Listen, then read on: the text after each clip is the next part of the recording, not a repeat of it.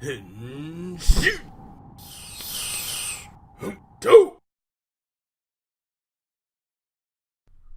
guys, welcome to this episode of the Go Mango Tokucast. I'm your host, Frozen Stratos. Here with me today we have... Cinder Blaze. And Makotoa. Yeah, I bet you are. Anyway, on the episode today, we are going to be reviewing for you episode 17 of Kamen Rider Build. This was so good. This was so heartwarmingly good. Build continues to be good.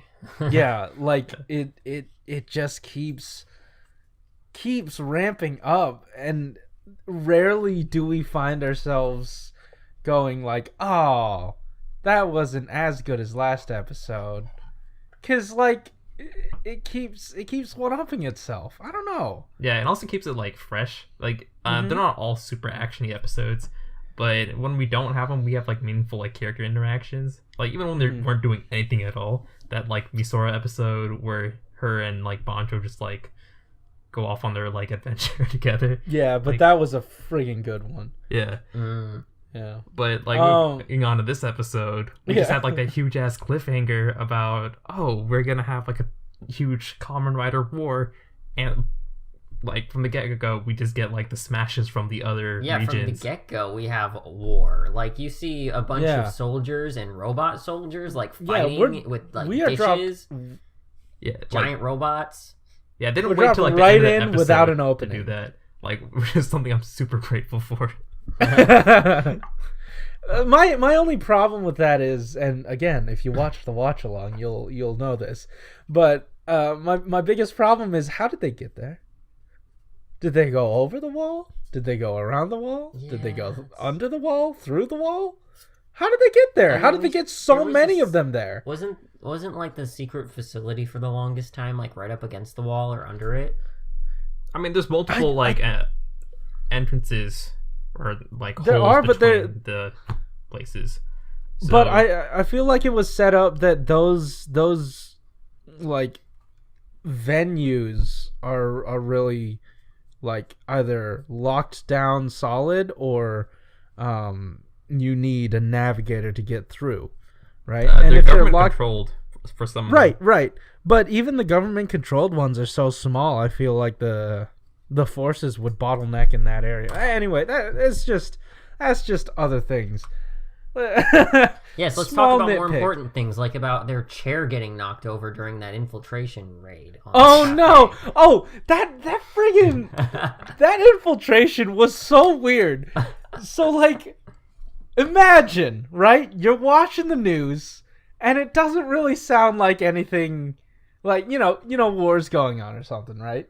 And it's in the state over, and then these guys just come piling in and point guns at you. What's going on? Why are you doing this? What's happening? They say nothing. They say absolutely nothing, and hope that the news is going to inform you about why they're trying to capture you. I mean, what a weird... I see the flaws, though, in what you were saying, because technically, like, they weren't very far from the battle, since it only took, what was it? Well, I mean, it's Japan. You're not really far from anywhere else in Japan either. I mean, like, they just ran out, and then suddenly they were at the battlefield, with the destruction and random... Wait, what do you mean? Remember when, what's her name? Is it Misora? The girl who has the special power, she runs off. Misora. She runs off and she stumbles upon the people who have been injured, and then I don't know. I feel like that took a while for that to happen. Yeah, that didn't happen immediately. Oh, okay. Because like they had to move both Sento and Banjo over to like the central hub of the war room to talk to Scragglebeard, who is definitely filling his beard out. Yeah, it's looking a lot more menacing. He's filled out his beard and filled out a sort of new role. Yeah, I think I said that during like the watch along. This guy makes a much better ally than a villain. I don't know why. He just has a friendly face. That's probably why I didn't like believe him as like a villain. Like, and he's kind of that forced ally thing. Yeah. Like they really don't want to work with him, but I do like this sort of relationship they have with him now. Same.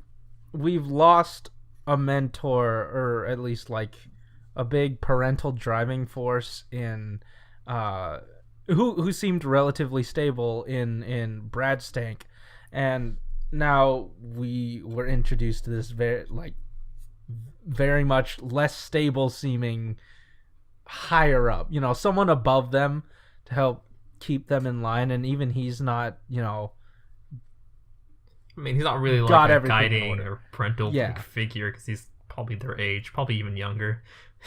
but he's still like directing them, and he's an authority figure. Like, and it's I guess it really encapsulates part of the shift of from build first half to build this half. Then again, I wouldn't say half. We're not even halfway through. This is episode 17. Yeah. And we've already gotten so far. Feels like a lot has happened. Yeah. So we also got introduced to our new Sentai, Lupin no, the Smash Rangers. Smash Sentai. What was it? The like Hard Smash or something like that? Yeah, Hard Smash. Hard Smash.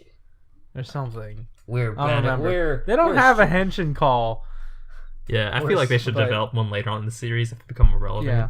I'm so glad, and I didn't think that Build would do this because I trust the writers. I'm so glad neither one of them died, because they could have easily like fallen into that whole thing of like, oh, one by one they die, and that's just how disposable those suits are. Oh, but the 3. Yeah, I mean, they could easily die. Bring them back with different colors or something. But I really like this setup, because not only is it like super efficient for not only do we get these new recurring characters, it's super efficient for the costume department. They only need 3 smashes, and I don't even know if we need to see any of the other ones. We have grunts. We already have a library of one of those fist-looking guys to keep reusing.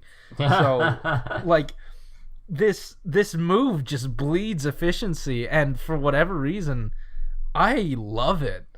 I like the suits, especially the blue one. The full solid. Yeah, the blue one looks really dope. Good. The red one is definitely the weakest. I feel like that looks like a Pokemon. Looks like that Zygarde form. Oh my gosh, you're right. Oh my gosh, it does look like Zygarde. Why do they all have blue pants? I was wondering that too. I was wondering that too. The world may never know. Yeah, why did jeans catch on so fast? Quirky looking trio they have there, Yeah. No, it's that blue guy, honestly. The only thing stopping me from fully leaning into blue guy is his human form as Asian Mr. Bean. His human form. Yeah. His human form. Is he a Martian too?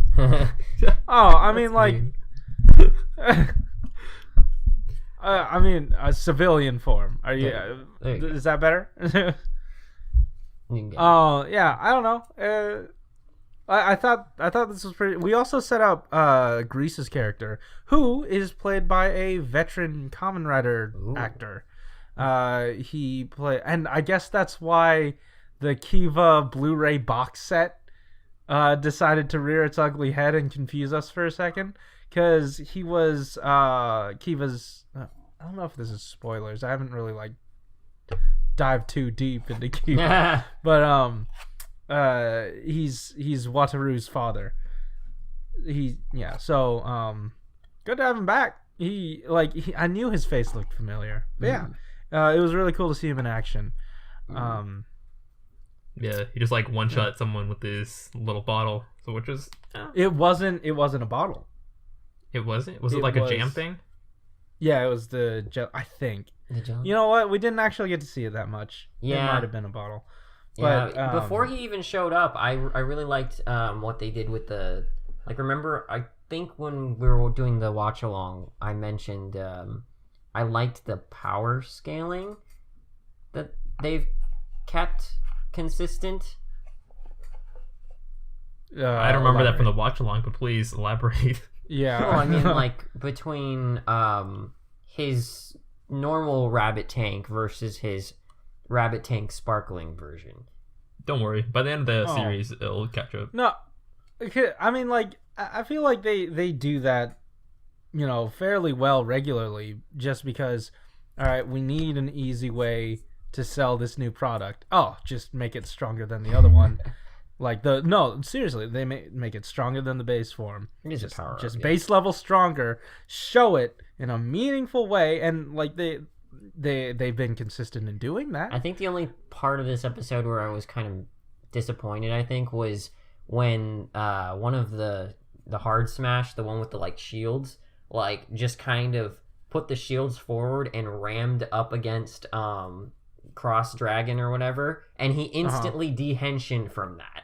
It just it didn't feel well, they're hard smashes, and I feel like it's really helping us transition into like, okay, we've sold enough of these toys. Looks like we got to get ready for the new ones. Let's phase them out. And get that new product rolling. Yeah, so like that form was like good at fighting smashes. Like it didn't like one-shot them, but it didn't struggle either. So if the smashes get a power up, he's gotta lose. Especially if there's like 3 of them. Like that fight was 3-2, so they obviously had a disadvantage there. So. And I feel like it's really helping us usher into, you know, the new Rider War segment of this show. And on top of that, like, going back to what you said about power scaling, I like that, like, you know, before Sento had become Sento, his latest creation was the Splash Driver, right? And that was supposed to be the next evolution. I don't think he necessarily accounted for himself making the new soda can one, the sparkling rabbit tank sparkling. So if you introduce that rogue element, you can say that even though technically the Splash Driver is supposed to be the peak of that, you have this rogue element that could technically be at the same level. So he can still operate with the same like fighting ability without having to phase out the original build belt. Yeah. You know, the other thing about his character design I really liked this episode was his shirt. Oh, do you have the exact quote for... I have it right here. Keep your mind be open window every day. Oh, yes. I love... Man... Whenever I close my window, I think to myself, "Oh, be open window every day." I must. It was raining today, but I had to be open window every day. Keep your mind. You can't forget that part. Keep your mind, no, don't lose it. Don't lose it. Don't take my words for words. Okay. Okay, yeah, we're getting off topic here. I want to highlight my favorite scene, and again, it's also because I ship these two characters, but Sento and Misora, like their interaction was solid. We set up that Sento was still, rightfully so, grappling with the issues of essentially, or not essentially, but like causing this war. Yeah. You know, with the development of the Smash stuff and the Nebula gas, and him grappling with it, and then him sort of finding his justice again, like reclaiming his justice or his sense of justice, and just being so comforting. Like there is an earnestness to it. There's so much conviction in it as well, that I could not help but fall in love with that scene, and to have Misora be like completely, you know, like comforted by it.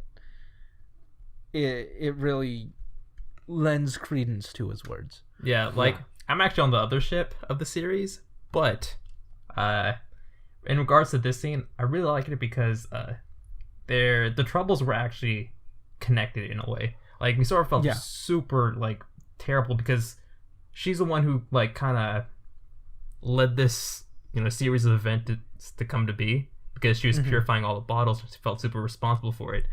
And Sento was just like, after the declaration of war, he's like, I'm not a part of this. Like, I'm not supposed to be using my tools for like war and stuff.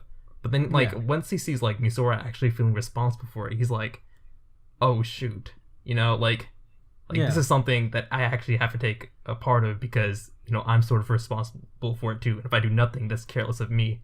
That's like, as you said, that's like super idealistic from not to said just this isn't a time for ideals. Yeah. And that really like struck me because that spits in the face. Shut up. that spits in the face of a lot of those happy-go-lucky writers we've had recently. Ghost, Xaid, like, I mean, they've all had those moments where they're like, oh, we gotta throw away the idealism only for them to pick it up back later. So I'm not gonna like just give Sento the free pass for that one. Look, I trust these writers and I trust these riders. They have earned my trust, and I don't think they can do no wrong. I just think they're in their element. I don't know, because sometimes being super idealistic just gives you free power-ups every single time.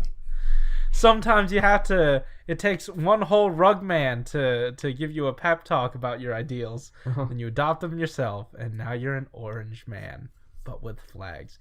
Hey, I think that there's a whole lot to unpack. We could keep going. Yeah, like what are your thoughts about like? Oh, actually, we didn't get the Grease form, but did get them in the previews. I'm super excited for that because more writers is gonna be. I guess fun. I'm the only one who really liked Banjo's new form, just because it reminds me of Bionicles. Talk about that. Man, like for all its toyetic, it looks like that one writer from Forza, the Meteor one. Meteor? I don't know. I think it might be coming down to like that shield. That was a really big part. That's the thumbnail, and we barely touched on it. That's weird. But like seeing it as a toy, it doesn't look that great. Aww. Like but I'm okay with the form. It's okay. Yeah. I can't wait to see some final forms, and I wonder, is this his final form, or is he gonna get another? I feel like it's too early for it to be his final form. That's like the thing I'm kind of like scared of. Yeah. For Banjo, it's like him being stuck with this form for the rest of the series. I really hope not. God. Please. Yeah. Because like most secondary writers only get one. Mm-hmm. I feel like once we've dealt with Grease and these hard smashes, we might move on to like the Martian threat, because there are Martians. I swear to you, there are Martians. You talking crazy, dude. Aliens. I feel like there was one more thing I wanted to. Oh yeah, how much of a nothing was the reporter lady in this episode? I'm glad she was there. Oh yeah, she wasn't in the showed last up. one. I feel bad.